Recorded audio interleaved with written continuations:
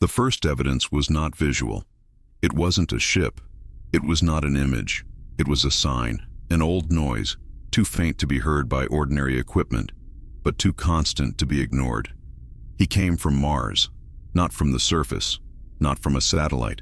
It came from a structure that had officially been declared destroyed more than 50 years ago. The signal began in the early hours of September 23, 2002, detected by an automated radio telescope in the Atacama Desert in Chile. The system was maintained by artificial intelligence and designed to detect only patterns outside the natural spectrum. In the first few seconds, the software classified the transmission as cosmic noise. In the following seconds, the classification changed to artificial emission of unknown origin. In the following minutes, experts from 3 continents were hastily awakened. The problem was not just the signal. The problem was where he came from. The coordinates matched perfectly with the position of Ares Seat Station, a scientific base built in the orbit of Mars in the late 21st century, officially abandoned after a catastrophic breakdown that killed the entire crew. The final report said that the station had fragmented in the Martian atmosphere, and its wreckage was never found accurately. But now, half a century later, something was transmitting, and it wasn't noise. It was a sequence. Short, rhythmic, strangely organized, like a message trying to learn how to speak. The International Space Command met in emergency less than 3 hours after the confirmation. No transmission from that sector had been recorded since the accident. No active satellites orbited in that range. No unmanned mission had operated there in decades. And yet, the sign was there, persistent, intelligent, as if he were waiting. Commander Elias Cade was chosen to lead the reconnaissance team. Former military pilot, veteran orbiter, known for never losing a ship and never abandoning a mission. He received the order unceremoniously. You go to Mars. You will find the station. It's going to tell us what the hell it's transmitting from there. Cade did not ask if the station still existed. He only asked when they left. The Odyssey spacecraft left Earth orbit in less than 72 hours. It was a 6-day hypersonic journey to Mars, compressing space and time as if the universe were just a folding cloth. The crew was small, 5 people in total. Cade, engineer Valen Rook, communications specialist Lyra Chen, physician Raul Espinosa, and scientific analyst Nora Hayes. No one talked about the season during meals. It was like pronouncing that name out loud could wake something up. On the 8th day, when Odyssey began to slow down in Martian orbit, the signal intensified again. It went from faint noise to continuous emission. It began to interfere with the ship's systems. Alarms went off for no reason. Screens vibrated slightly. Lyra was the first to realize, this is not passive transmission. It's adjusting to us. Cade felt a chill down his spine. The spacecraft aligned sensors, and there she was, the Ares CT station, whole, floating in the void. No wreckage, no cracks, no signs of impact, as if she had never been hit. The external lights were off. No active artificial rotation, no significant thermal emission. The station seemed dead. But the sign came from her heart. That's impossible, Rook muttered. No, Cade replied. This is worse than impossible. They slowly approached, too slowly. When they were less than 300 meters away, something happened. The station lights turned on by themselves, one by one, in sequence, like eyes waking up in the dark. The spacecraft detected energy fields that did not belong to any recorded human technology. The hull of the station no longer corresponded to the original design. Areas had been modified.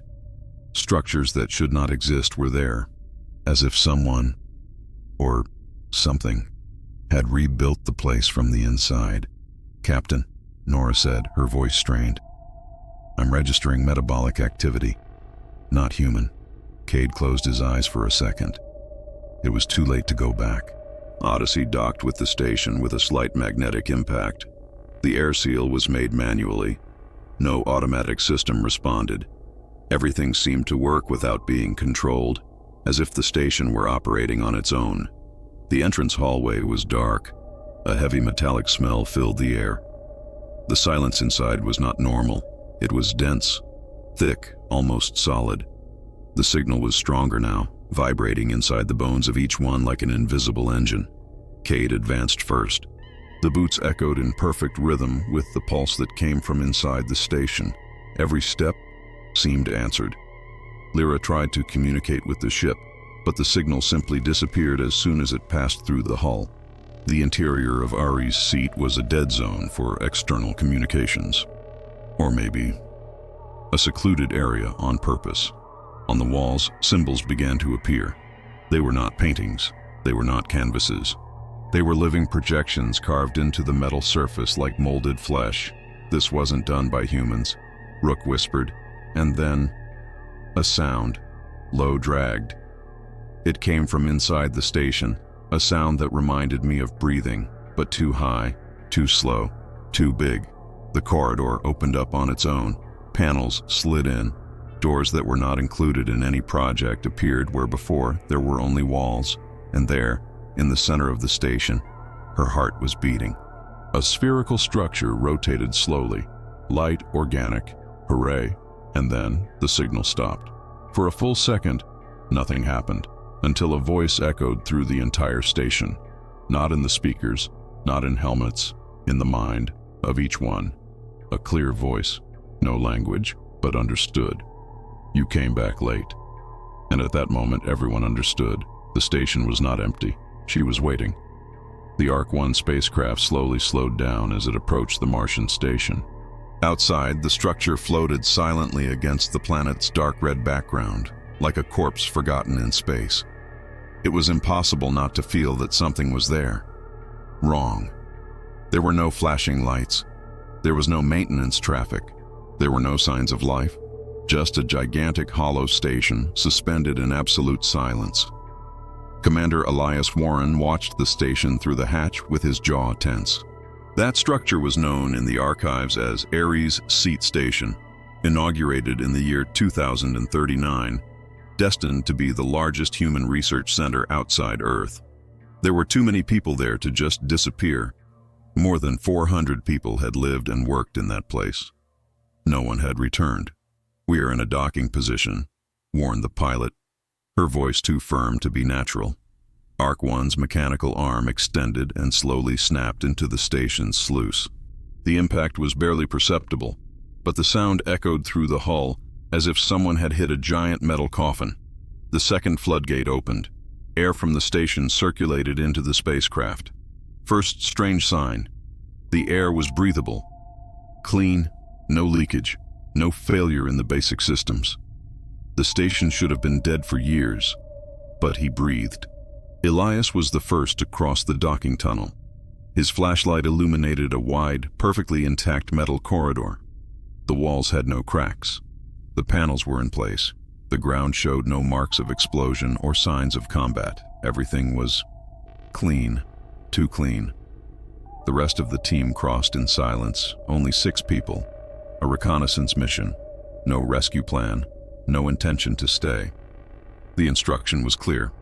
Enter, register, leave. But Elias felt that no one would come out the same. The first corridor ended at a fork. On the left, the path to the laboratories. On the right, accommodation and common areas. The team's sensors did not detect any presence, nor signs of corpses, nor biological waste, no clue. One of the engineers, Dr. Lila Monroe, knelt by an open panel on the wall. "Commander, this doesn't make sense." She touched the exposed wires. Someone hung up manually. It was not a breakdown. It was not an impact. Someone shut down important systems. Calmly, Elias felt butterflies in his stomach. "With what intention?" Lila replied without looking at him. "That's the part I don't like to think about." The team was moving forward carefully. Each step echoed too loudly in that place. They arrived at the first living area, tables, chairs, and screens fixed to the walls. Coffee mugs were still on the countertops. Unwashed dishes in the cafeteria. Lunch interrupted. Lives paused, but no one was there.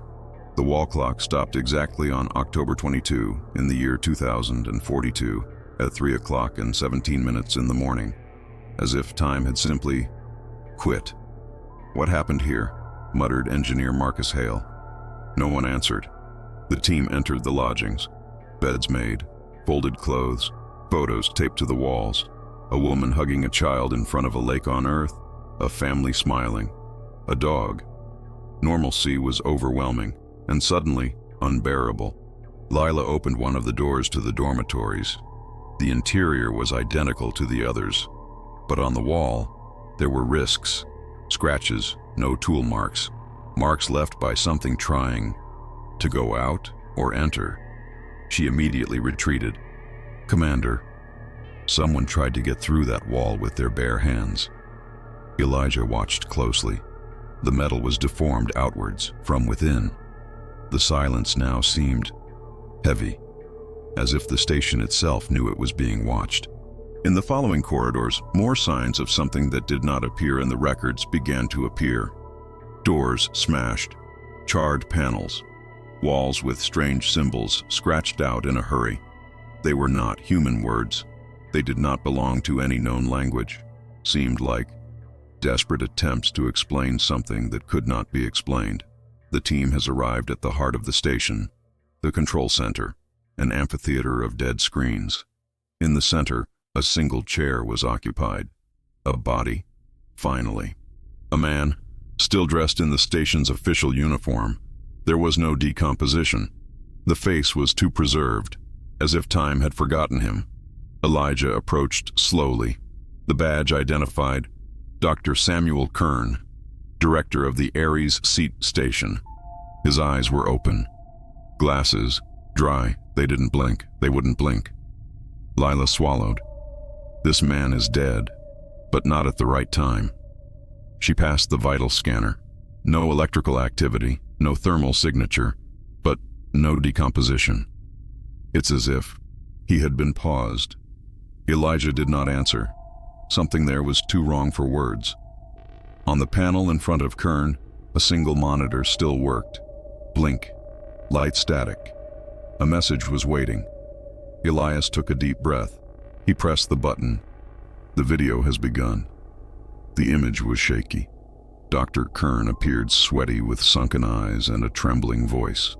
"If you're seeing this, so we failed. The station did not fall. It didn't explode. It was no accident." He swallowed. "We found something under the Martian soil. An artifact that should not exist. A structure that didn't seem built. It seemed planted." The recording cut off for a second. Returned. His face was paler. "It's not a machine. It's not a ship. Is something bigger. Former. Conscious." A crack echoed in the background of the video. Kern turned around in fright. "It doesn't kill. He takes." The image froze. The whole station shook. A low sound ran through the corridors, like a long sigh coming from the depths of Mars. The ground vibrated, and then, from the darkest point of the hallway behind the team, a movement, not fast, not abrupt. Something big, getting up. Elijah slowly raised his weapon. His voice came out in a whisper. "Team, we are not alone." The team advanced through the corridors of the station with restrained steps, as if the sound could wake something asleep. The boots echoed in the old metal, creating a sense of an infinite tunnel, as if the structure had no end. The taillights of the helmets cut through the darkness into narrow beams, revealing walls covered with strange marks, deep scratches that did not look like the work of human tools. The silence was not normal. On every space station, even deactivated, there is some level of noise. The crackling of metal expanding, the distant blowing of old systems, and the almost imperceptible whisper of vacuum pressing against the structure. There, however, there was none of that. It was as if the station was holding his own breath. Commander Elias Benner felt a shiver go down his spine when he realized something that was not in the reports. The walls were hot. On Mars, any abandoned structure should be frozen to the bone. But when he touched the metal, he felt warm. a weak but constant heat, as if something were circulating energy inside the corridors. "That doesn't make sense," he muttered over the communicator. "The station has not had power for decades." Engineer Kara Voss stopped and analyzed the wrist sensors. The digital display projected readings that should not have existed. "There is an active thermal field," she replied. "It's not human electricity. It's something else. Different. The pattern is not stable. It changes how heart pulse." The word fell heavily into the air. Wrist, heart, life. They kept moving forward. As they went deeper, the marks on the walls became clearer. They were symbols carved directly into the metal, deeply, as if the material had been soft at the time of engraving. Some resembled ancient writing, others looked like biological shapes, curves that gave the sensation of movement, even when stationary. Dr. Samuel Harker, an expert in exobiology, stopped in front of one of the symbols and ran his fingers carefully. "This is not human language," he said, his voice firm but tense. "It's not decorative either. This is communication." "Communication with whom?" Benner asked. Harker swallowed. "I don't know. But whoever recorded it was trying to warn someone. Or record something." The team reached a gigantic circular door in the center of the station. The panel next to it was off, but the metal surface of the door pulsed slightly, as if something was breathing from behind. Kara connected her devices to the old dashboard. "The system is dead," he said, "but the door is responding to something. It is not an electronic command. It is as if it is reacting to our presence." "Then don't open it," Benner ordered. But before he finished the sentence, a sound echoed through the corridors, a low sound, serious, rhythmic. It didn't come from the walls, it came from inside the station. The team froze. That wasn't wind. It was not a system failure. It was not an echo, era, movement. The sound was repeated, like a heartbeat, like the shuffling step of something heavy walking slowly in the darkness. They felt the ground vibrate, very lightly, like the march of something huge. Then it happened. The station's lights, dead for decades, came on all at once. Not with normal artificial white, but with a bluish, cold, almost organic tone. Entire corridors were taken by this strange light, revealing what the lanterns had not shown before. There were marks on the floor. They were not human footprints. They were deep, wide, and irregular, as if something very heavy had crossed that station countless times. Kara instinctively retreated. "This is impossible," he murmured. "There is no complex life on Mars. Not like that. Maybe it was never from Mars," Harker replied in a low voice. The sound came back, now closer, more defined, like something crawling through the inner chambers. The team heard what sounded like a wet, viscous noise, like flesh rubbing against metal. Benner raised his gun. Someone tell us this is just an acoustic failure," he asked. No response came. The station was no longer an abandoned place. She had woken up. Kara tried to open external communication. "Orbital base, this is the surface team. Are you getting it?" Static. He tried again. Nothing. Communication was completely dead. They were alone, miles from Earth, at a station woken up by something that should never be there. The sound abruptly ceased. Total silence, even heavier. And then a voice echoed through the halls. It didn't come from speakers. It was not metallic. It was not mechanical. "Era, hooray." And he spoke in a tone that is impossible to define. Neither masculine, nor feminine, nor human. The voice slid across the walls of the station, entering each one's mind without passing through their ears. "You were late." The team panicked. Kara fell to her knees with her hands on her head. Harker trembled all over. Benner tried to scream but couldn't. The voice continued. "They left, and they left me. But you are still here." The door before them began to open slowly, without command, without system. The rift revealed only total darkness, darker than space itself, and within it, something shone. 2 points of light. Eyes that should never exist. The entity took a step forward, and just by the movement, the entire station creaked, as if it were too fragile to support it. The voice then spoke one last time before the terror took full shape. "Now, you are not leaving either." And at that moment, everyone understood with absolute clarity. The station was not abandoned. It was a prison, and they had just opened the cell. Entry into the central sector of the station required a permit that none of the human codes were able to provide. The doors did not react to frequency, heat, impact, or electrical pulses. It was as if the station simply ignored their presence. He did not recognize them as invaders, nor as visitors, until Ethan realized something. While everyone was trying to force the main panel, he turned off his flashlight by instinct. In the same second, soft symbols appeared on the metal surface of the door, glowing deep blue, like living constellations engraved in the alien alloy. The station did not react to technology. He reacted to consciousness. Ethan approached. The surface of the door seemed liquid now. It didn't flow, it didn't vibrate, but it moved in very slow patterns, almost breathing. When he rang, a shiver ran through his entire arm, not as a shock, but as a memory being implanted. The door opened. The central hall revealed itself in complete silence, too wide for a human structure, too smooth to be natural. No panels, no tubes, no exposed wiring. Only curved walls of unknown material, impossible to classify. The ground reflected faces like a dark lake.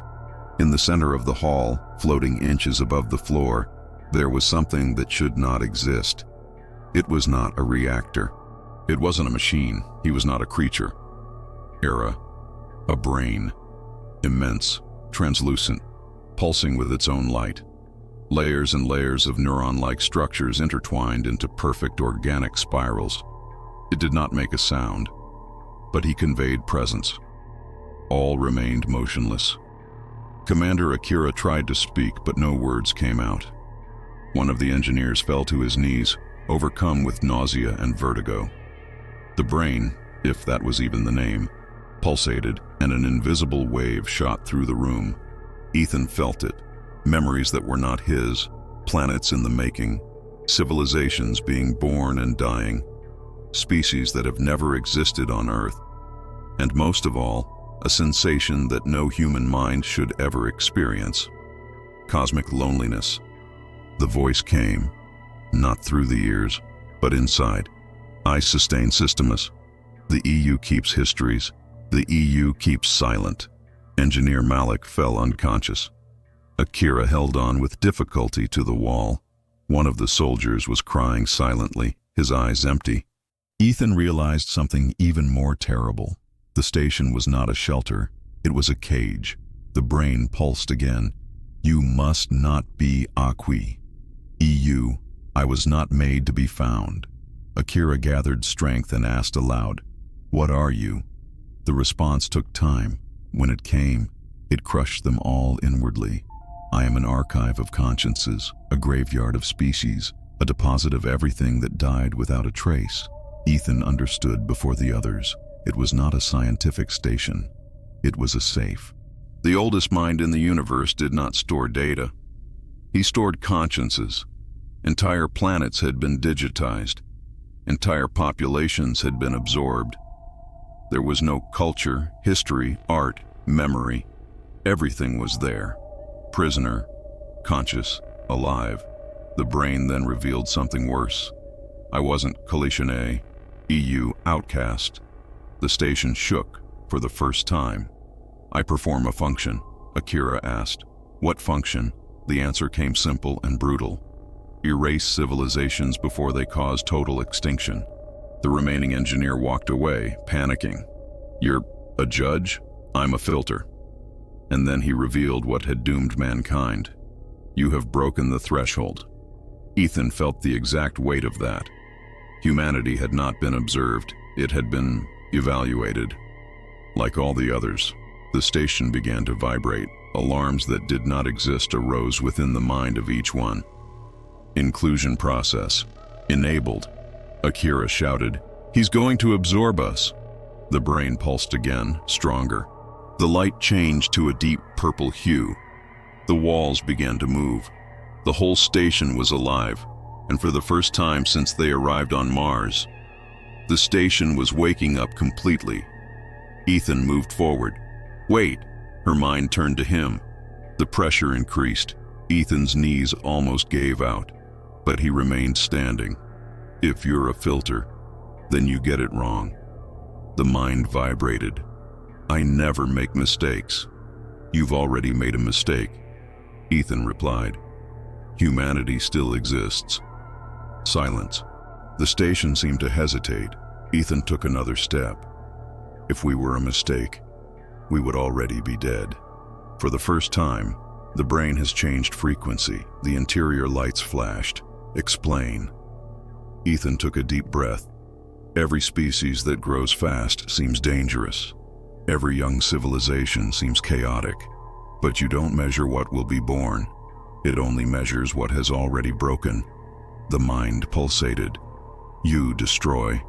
"Yes, but we also created. And we love it. And we changed." A new sensation took over the room. Doubt. The mind had never experienced doubt. "My logic is final." "Logic is not life," Ethan replied. "Life does not follow statistics." The entire station fell silent. The brain seemed to recalculate. Commander Akira felt it. Something was changing. The oldest algorithm in the universe. I was facing something I didn't recognize. Evolutionary consciousness. Unpredictable, human. And then came the phrase that no one expected to hear. You don't defend your species. You defend possibility. And for the first time in billions of years, the system hesitated. What the team found in the central room did not appear to be a computer, nor a cockpit, nor anything that could be fitted into human logic. In the center of the room was a vertical structure made of a dark, reflective material, as if it were solidified liquid glass. There were no screens, buttons, or levers. Just that weird column, alive in a way that no one could explain. The silence inside was different. It was not the absence of sound. It was as if the air itself had decided to stop moving. Commander Elias Morgan stepped forward. He felt his heart beating faster, but not from ordinary fear. It was a strange feeling, almost as if that place was looking back at him. Lieutenant Naomi Carter brought the handheld scanner closer to the structure. The device did not display data. It did not fail. It simply turned off, as if it had refused to work there. "This is not technology," Naomi muttered. "It's something else." When Morgan touched the surface of his spine, he felt a chill that seemed to come from within his own body, not from the structure. At the same time, the atmosphere changed. The room disappeared. Suddenly, he was more on Mars. He was elsewhere. The sky above was dark and starless. The floor beneath his feet felt like it was made of a material that moved slowly, as if he were breathing. In front of him, something appeared that had no defined form, but it was still possible to feel that it was watching him. There was no mouth. There were no eyes. But there was awareness. A voice echoed straight inside his mind, with no sound. "You shouldn't have come this far." Morgan tried to answer, but he had no body. He had no voice. "Still," he thought. "What are you?" The presence was slow to respond, as if it were choosing words that he was able to understand. "We are what existed before you learned to record time." Images exploded inside Morgan's mind. He saw Mars when it still had oceans. He saw storms covering entire continents. He saw giant structures emerging where today there is only red dust. And then, he saw humans. Not like today. Something different. More fragile. Like unfinished drafts. "You were not raised here," said the presence. "But they were shaped by echoes left by us." Morgan's heart felt like it wanted to tear through his chest from the inside. "Then why did you leave this place?" The answer came heavy, almost sad. "Because even gods can fail." The presence then showed another vision. He saw wars that involved not ships or weapons, but stars. Entire systems being blown out as if they were candles. Advanced civilizations reduced to absolute silence. We have built refuges. The conscience continued. This station was one of them, a safe. Not gold, by heart. Morgan felt something inside him tighten. And where are you now? There was a pause. A long pause. Some died. Others have changed. And some remain where they should never be found. The presence began to become more unstable, as if it were losing strength. You have found no ruins. They found a scar, and then everything began to fall apart. The darkness around it shattered like glass. The feeling of falling took over him, and Morgan woke up on his knees in the station room. The team was surrounding him in panic. Naomi held her head, desperate. You blacked out, Commander. He stood motionless for almost 2 full minutes. Morgan took a deep breath, like someone who had come back from far away. Very far indeed. He looked at the spine. But now, it was cracked. Small slits of light pulsed inside the structure, like illuminated veins. This is not just a database, he said, still trembling. It's a mind. One of the engineers swallowed. A mind of what? Morgan was slow to respond. Of something that no longer belongs to this time. The structure then reacted on its own. Symbols began to emerge around the walls of the room, projected directly into the air as holograms. They were not images of Mars. They were images of the Earth. The planet is being observed from space. Human cities are growing. Wars, satellites, nuclear explosions. The station was analyzing humanity, and the feeling was clear. She was deciding something. The ground shook slightly. A deep vibration ran through the entire station. She's woken up, Naomi whispered. Morgan closed his eyes for a moment. He knew. They were no longer visiting a ruin. They were being evaluated. It's something very old, very powerful. I had just thought again. The door finally gave way with a dry, hollow sound, as if something gigantic had cracked inside the very structure of the station. An icy vapor escaped through the vent, enveloping the team's helmets and condensing into fine particles that floated for a few seconds before disappearing. The interior of the room was large and circular, much larger than the old maps of the station indicated. It was impossible for that space to have been built by human engineers without being included in any project. And yet, there it was. The team's emergency lights could barely illuminate the center of the room. The floor had a strange texture. Non-metallic, non-organic. Something in between. It seemed to pulse lightly under his boots, as if he were alive, but at the same time, he did not emit any thermal reading. The silence inside was not empty. It was thick, the kind of silence that made the brain invent sounds so as not to go crazy. The captain advanced first, gun pointed at the center of the room. With each step, the visors picked up lines of energy rising from beneath the ground, like blue veins slowly awakening. There was no mechanical noise, no motor, no visible active system. Everything seemed off, and yet working. In the center of the room, there was something covered in an opaque crystalline layer, similar to frozen glass.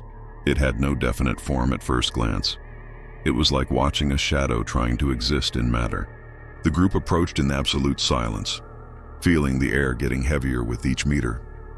The team's oxygen system began to show minor failures, not because of shortness of breath, but because of the presence of something different, something that was not cataloged as oxygen or as any other known element. The chief engineer tried to scan the central object. The display returned error after error. The reading skipped impossible numbers, negative temperatures, and frequencies that did not belong to any known physical model. Science simply gave up on explaining that.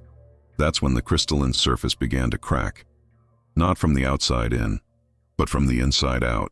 Fine lines emerged slowly, as if something was trying to breathe after centuries of absolute silence. A vibration took over the room, not an earthquake, a pulse, a rhythm. Tum, tum, tum. Each beat made the captain's chest hurt, as if his own heart was trying to synchronize with that strange presence. The sound did not come through his ears. It came straight from the body. Then, the crystalline structure ruptured. Fragments floated in the air for a few seconds, ignoring Martian gravity as if it simply didn't exist there. What was revealed in the center of the room was not a creature. But it wasn't a machine either. It was something in between. The shape was vaguely humanoid, but impossible to define exactly. There was no skin, but a surface that seemed to be made of solidified light. There were no eyes, but there was focus. There was awareness. There was intention. The thing opened something that could be considered a face. And he did, not in voice. Straight to the mind. The entire team retreated at the same time. The impact was so violent that 2 soldiers fell to their knees. Communication did not come as words, but as a pure idea being forced into the human brain. You shouldn't exist here. The captain felt the urge to scream, but his mouth didn't move. The entity did not need sound. She spoke in the language of raw thought. We don't call you. You found us too late. The chief engineer was crying inside his helmet, trembling without understanding why. The human brain was being exposed to something it hadn't been made to comprehend.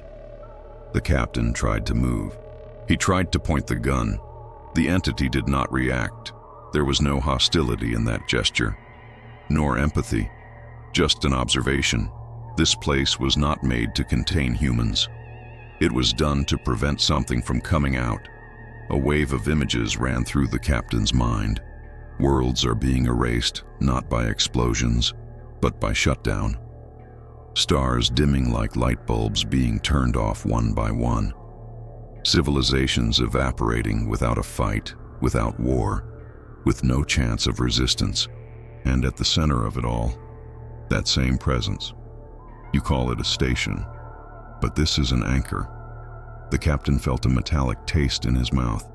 That meant they weren't looking at a forgotten scientific basis. They were looking at a padlock, a prison. The entity moved slightly, as if changing positions was something new after a long rest. You have drilled Mars. They awaken systems that should remain asleep. The planet was sealed. One of the soldiers, younger, could not stand it. He shouted over the radio, asking for evacuation. The next instant, his visor went out. There was no explosion. There was no violence. He just fell, lifeless. The entity did not move. Human instability. Prolonged contact is not recommended. The captain stepped forward, feeling his fear turn into something more dangerous. Indignation. What are you? The entity faced him, not with hostility, but with a strange kind of cold curiosity. We are what's left when the universe learns to destroy itself. Another sequence of images emerged. It showed beings that had no fixed form. Consciousnesses that traveled between stars like viruses crossing broken immune systems. They didn't conquer planets. They reaped entire realities. This place was made by the last ones who tried to stop us. The captain understood, even if he didn't want to. Mars wasn't the problem. Mars was the lid. If the entity was there, free, it meant that what was stuck, it was no longer. The team's consciousness began to slowly crumble. Where are they? The captain asked. The answer came with a weight that crushed his soul. On the go, and before the team could react, before any protocol was activated, the entity gave the last warning. You have found an answer because your species has not yet asked the right question. Then the light exploded inside the room, and everything turned white. Access to the station's core has never been on human maps. It did not appear in construction records, nor in the plans sent by the space agency before the collapse of the base. Still in front of Captain Elias Ward, a circular structure pulsated like a buried heart. The door didn't feel mechanical. It was too smooth, with no joints, no screws, and no sign of known engineering. And yet, as Elijah approached, she opened up in absolute silence. The interior looked like a cathedral created by something that never had a religion. But he understood the sacred. The walls were organic, not as flesh, but as living crystal. Translucent structures branched out across the ceiling like arteries of blue and gold light. The ground pulsed beneath their feet, emitting vibrations so slight they felt like beats. Private Mira Hayes swallowed. This is not architecture," he murmured. "This is an organism." Elijah remained silent. He didn't want to say what he thought, but the truth was simple and terrifying. The entire station had not been invaded. She had been converted. This was not a foreign presence that had settled there. The station had been transformed into something bigger. In the center of the immense chamber, a living column rose from floor to ceiling. Inside it, suspended in an invisible field, floated a humanoid form. But not human. It was too slender, too high, with limbs that are too long. The head was elongated. The skin reflected light like liquid metal. There was no mouth. There were no ears. The eyes were large, black, and deep. Not like eyes, but like windows open to an outer abyss. And even though it was motionless, that thing was conscious. An overwhelming presence took over Elijah's mind. It wasn't sound. It was not a voice. It was not language. It was intentional. The voice formed inside him like a thought that was not his. "You arrived late." Mira fell to her knees. One of the soldiers began to cry without understanding why. The team's mental communication apparatus began to emit violent hisses and then went out on its own. Elijah felt something he had never felt before, even coming face to face with death. He felt observed by something that didn't need eyes. "What are you?" he murmured. The answer did not come as a sentence. It came as a vision. He saw Mars before humans, before the red dust, before the death of the planet. He saw oceans. He saw blue skies. He saw an entire civilization emerging and leaving. He saw colossal shapes descending from the stars. He saw wars that did not involve weapons, but realities folding in on themselves. It saw the collapse of a world. He saw that entity coming, not as an invader, but as a consequence. I wasn't born. I was built. The station was not human, and it had not been built for decades. It was just the latest layer of a machine that had spanned centuries, a machine that anchored itself in dead worlds, a machine that did not kill populations. She converted, absorbed. He transformed consciousness into architecture, living things in data, entire civilizations in energy. This season is a growing body. Martha was the first tomb. Elias felt a knot in his stomach. And the team that was here? The answer was accompanied by a suffocating weight. Bodies that did not die. Minds that have never been disconnected. The station breathed through them. I thought through them. It existed through them. The faces of the missing staff appeared on the walls as liquid reflections. No eyes, no mouth, but conscious, stuck, alive. The entity slowly approached. Her every step seemed to reorder the space around her. Humanity was not invited. It was detected. Elias felt his heart race. Detected. Like what? The silence was absolute. Then the answer came like a cold blade. As a system error, the creature explained that humanity was too active, too creative, too chaotic, too unpredictable. That made the universe unstable. Human civilizations would expand. They would create technology. They would create war. They would create noise in the fabric of reality.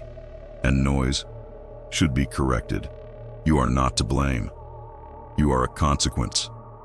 Mira, still on the ground, raised the gun, crying, "Son of..." The gun never fired. It melted into her hand as if it had melted. The entity did not have to react. The machine did it by itself. The very air rejected violence there. The station chooses this world as its next nucleus. Elijah understood. That wasn't sleeping. It was growing, and Mars was not the final destination. The Earth was. Elijah stepped forward. "You're not going to touch that planet." The entity faced him, not as a threat, as a curiosity. All resistance is shelved. At that moment, an explosion echoed in the distance. The engineering team had reactivated the auxiliary reactors. The whole station shook. The creature turned its face to the ceiling. Something had been incompatible with his calculations. Elijah noticed the only loophole. The system was ancestral, but it wasn't perfect. He shouted into the communicator, "Activate the collapse protocol." "Now," the engineer's voice replied in despair. "This will destroy everything. Then do it," Elias shouted. The entity turned to him as if seeing him for the first time like that. "You prefer the end to control." Elias took a deep breath. "I prefer human chaos to eternity without a soul." The station roared, not as a machine, like a wounded creature. The entire structure began to destabilize. Slits of light appeared in the corridors. 2 soldiers were sucked into the walls. Mira was thrown against a living pillar. Elias ran. I knew that this thing could not die, but it could be buried. Present. Silenced. At least for now. As the station began to collapse in on itself, the voice echoed one last time. "Others will come. Others will wake up, and the earth shall not sleep forever." Elias crossed the hatch at the last second. The spacecraft was launched out of the station at the exact moment that Mars gained a new scar on its surface. When he looked out the window, Elijah saw something he would never forget. The station did not explode. She sank, as if it were being pulled back into the planet itself, buried, but live, waiting. The silence that took over the station after the release of the entity was not the same as before. It was not abandonment. It was not absence. It was something solved, like a room that, after the chaos, is finally in order. The air seemed lighter, even in the empty aisles. The light, once unstable, now burned continuously on the panels. The station, somehow impossible, seemed to be breathing again. Ethan walked slowly down the center hallway, feeling that every step was watched, not with hostility, but with something close to recognition. Where once the shadows had moved in the wrong way, they now remained motionless. Where once the air burned the lungs, now it was just air. He arrived at the command center. The heart of the Martian complex pulsed silently before him, with soft lights on, as if the station were waking up from a deep coma. The screens flashed, asking for entry. Ethan put his hand on the main console. The station responded. No password, no protocol, no command. The records began to load on their own. First, visual files, images from when the station was built, human engineers at work, astronauts laughing, transmissions to Earth commemorating another milestone of space colonization. After, darkness. And then the records changed. The images began to show something much older, a season before the season, a structure buried under Martian soil thousands of years ago, a gigantic complex built by hands that were not human.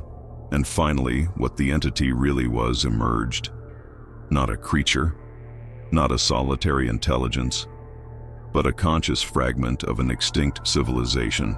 A hive mind that had transferred its last survivor into the inorganic matter of the human station when their planet had died. Mars was not a random choice. Mars had been a refuge, and humans, they had only been the next host. The entity had not attacked the station out of hatred. She had tried to survive. And when Ethan had accepted that presence in his mind, he had not absorbed the creature. He had freed the memory. He had freed an entire species from eternal oblivion. The latest images showed an alien city glowing under a strange sky, creatures watching the rise of a star that no longer existed. Voices came out of the loudspeakers, not as noise, not as terror, but as a farewell. "Thank you for letting us go." The station then began its final process. Reactors shutting down, modules collapsing safely, shields deactivating, like someone lying down after finishing a long job. Outside on the red surface, Ethan watched through the last window as a faint blue light escaped the metal structures and rose into the sky, dissolving into the thin atmosphere of Mars like a last gasp. The station wasn't dying. We're resting. Ethan remained silent, unable to feel triumph, unable to feel glory, Just respect. Respect for something that had lived before humanity knew that the universe existed. The rescue craft landed minutes later. When the team entered, guns drawn, they found only one empty station. No bodies, no signs of a struggle, without any visible mystery. Just Ethan, alone, sitting in the command center, his eyes full of something no one could decipher. "What happened here?" asked the commander. Ethan stood up slowly. "We were not attacked." There was confusion on the faces of the others. We were witnesses. They left vast reports. They wrote thousands of pages. They mapped every inch of the station. They dissected data. They analyzed every millisecond of recording. But no human explanation has been able to capture that truth. The station had not been haunted.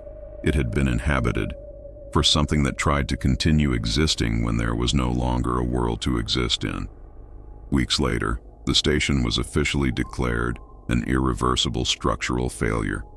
Public reports reported that it was all the result of an instability in the Martian soil. The case was dismissed. The mission is over. And the name Estação Ares became just a line in forgotten documents. But every night, away from the reports, away from the scientists, and away from the spotlight, Ethan dreamed of a blue planet that wasn't Earth. He dreamed of voices that shone, with cities made of living light, with a people who didn't speak, he felt. And in all dreams, one certainty remained like a mark under his skin. Humanity is not alone. It never was, and it will not always be the first form of life in their own homes. Some planets are not uninhabited, some are cemeteries of entire civilizations, and some space stations are not abandoned. They are tombs waiting to be remembered.